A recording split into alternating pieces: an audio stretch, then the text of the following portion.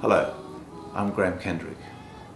The story of the forgotten people of Kabubu has been told many times in schools, in churches, Rotary clubs, business and community groups since the year 2000. It's a story of God's miraculous provision to develop the infrastructure for over 4,000 people in this rural Ugandan village.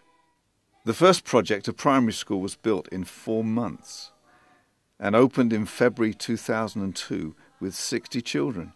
And now 500 are being educated. Development is about many things, and all those things are important. But the most important thing is the development of the individual human mind and spirit, so that every individual can develop their own capacities to the full and play a full part in their society. Adults have books and seminars to learn new skills. A health centre is saving lives and babies are being safely delivered. Trust High School is still under construction, but students now have equipment to carry out science experiments and computers on which to practice their new skills. Others have received AIDS or malaria treatment. Some have had livestock and poultry, or foster care for children with no living relative or in need of extra care. And over 100 families have a new home. Everyone in Kabubu has access to clean water from 9 water boreholes installed in the village and biosand filters. Some have accepted the love and hope communicated to them through the local church. In the past 10 years, over 850 volunteers have visited the project. So, what has happened in the lives of some of the first 20 children since they were sponsored through Quicken Trust in 2000 and began school? Some lived in destitute circumstances and without hope for a future. But 8 children now have a new home provided by their sponsor. 12 of the 20 children have now graduated to secondary education. So, why sponsor a child? It's given us a contact with another reality. In the UK, it's almost like living, no matter how many people say how hard it is over here, there is just so much more elsewhere in the world, and you're just so sheltered from it. You might see it a little bit on the television, but it's just brought it that much closer and just makes you realise just how blessed we are. We've provided furniture and equipment for the house. The house has been almost rebuilt. We sponsored a chicken farm to try and help the family become more self-sufficient. Mary now has a bike so she can cycle to school rather than walk. And all of these things to them are huge, but over a period of time to us, it's not. And it's just nice to know that somewhere else you're making a difference rather than being cocooned in your own little world all the time. 3 have had a guardian or mother who has died during their school life. 3 have mothers recently diagnosed with HIV/AIDS. My mum and my young sister, they were both HIV positive. Life began to be so sad. One child, Godfrey, tragically died of an undiagnosed illness at Christmas. He was only 17. We first met his brother Adolf in 2001 when he sang to us. Adolf is now 18. Godfrey was one of the top students at Trust High School. In June, Adolf's mother died of a brain tumour. Last year he lost his sponsor.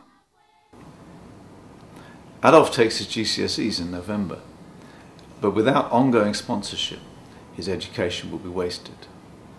By the time I started at the primary section, the situation was not good at all at our place of residence at home. By that time, first in 1998, I lost my dad.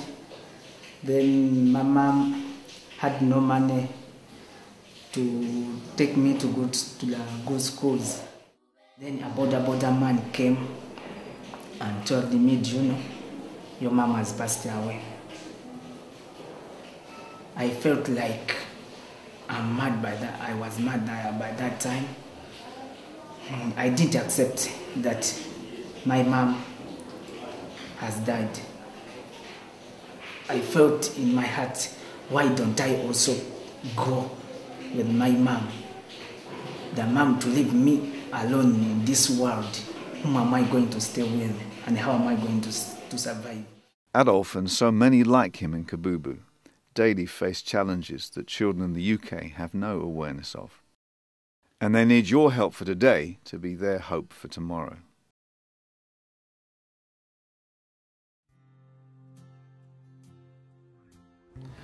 Can yours be the hand that gives hope for the future? We need to ensure everything that supports the lives of the orphans of Kabubu also has a future. A good education is a basic need. We already know that education is the solution, because we have seen, and actually every day whoever has come out with better education has been placed very well and is doing far well off than the peasant farmer who is left in the village. Continuing education through Trust High School shows the ability many of the children have for college, university or vocational training. So we believe if a child goes to secondary school, he acquires quite a lot that can help him to live a better life. It is a way to go to national levels for institutions of higher learning. You have got to finish first of all A-level to go to the university. Not every child will go to university, so we need local vocational training and community education to develop practical skills to create an income. Children previously destined to be peasant farmers, hoping to grow enough food to keep them alive, will be able to better care for their families.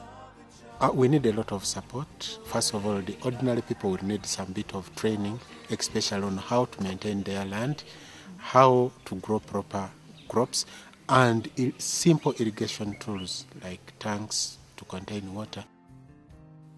As part of the holistic approach to community development, the local church plays an important role, challenging some traditional beliefs and local spiritual wisdom.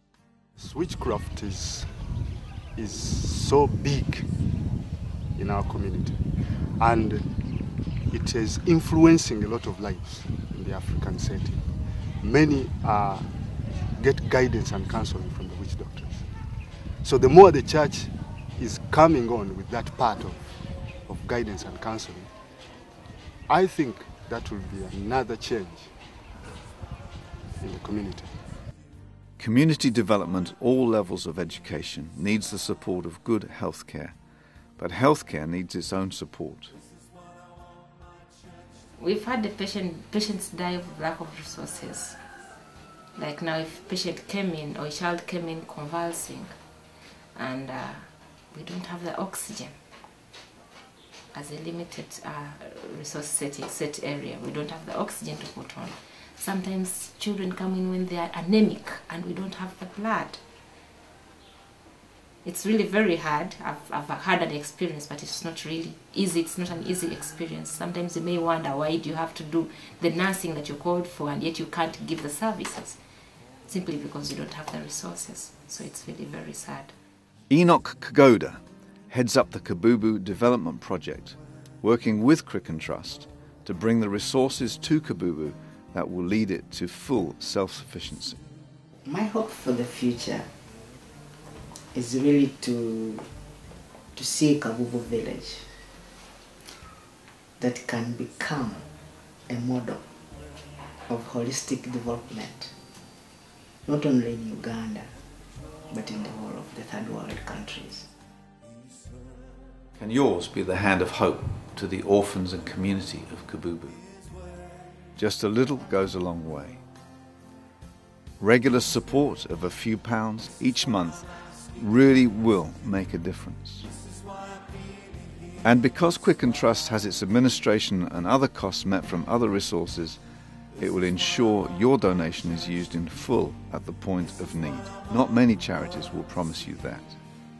Please help us to let the forgotten people know that they are no longer forgotten.